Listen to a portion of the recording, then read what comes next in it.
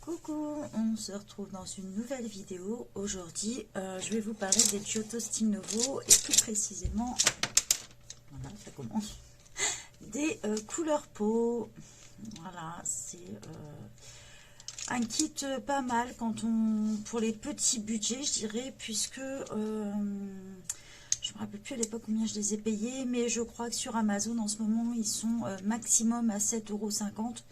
Donc voilà pour 12 couleurs.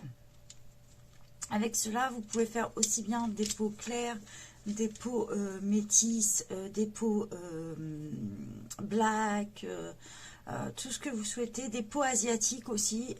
Donc voilà, je vais vous montrer un petit peu le nuancier que j'ai fait avec. Voilà, on va essayer de mettre la lumière au mieux. Voilà. Donc voici ce que ça représente, les couleurs dessus. Comme je vous le disais, on a des tons clairs et tout ça. Donc après, c'est au choix, hein, selon comment on colorie. Soit on peut faire juste un aplat tout simplement. Et dans ces cas-là, on va utiliser beaucoup celui-ci. Du moins pour les peaux claires. Ou après, peau plutôt marron, on va utiliser celui-ci. Quand je dis marron, c'est black, hein, voilà. Ou même celui-ci. Voilà. Après, pour les peaux asiatiques, on va avoir tendance à s'orienter un peu plus sur celui-là.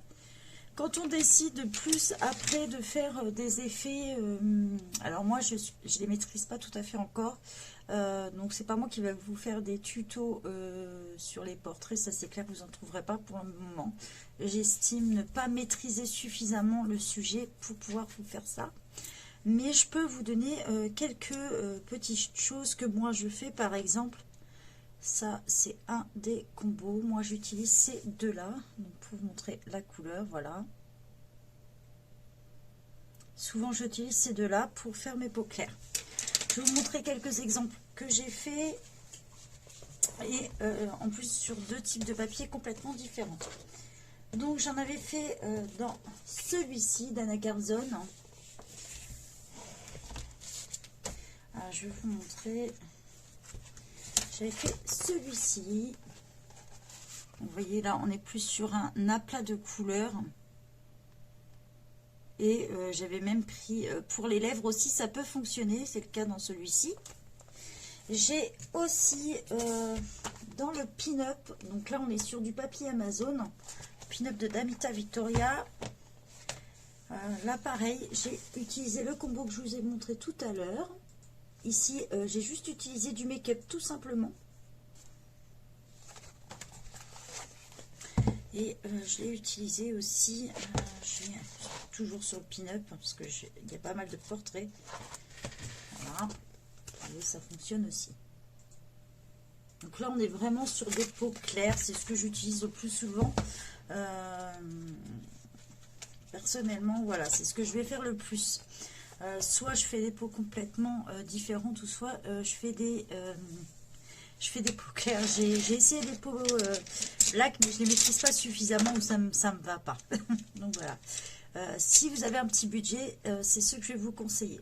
Voilà. Il faut savoir qu'ils ne sont pas du tout gras comparés au Brutfuner, au Castle Art, par exemple, pour vous donner une idée. C'est des gammes qu'on a quand même, ou même les Arteza. Non.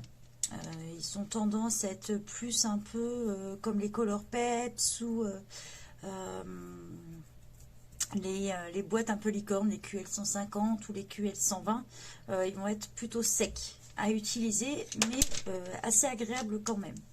Donc c'est vraiment des modèles que je recommande. Donc voilà, si vous avez envie de faire des peaux, des portraits, et ben laissez-vous tenter par ce petit kit bien pratique. Donc voilà, je vous souhaite une bonne journée et à tous, et bye bye tout le monde.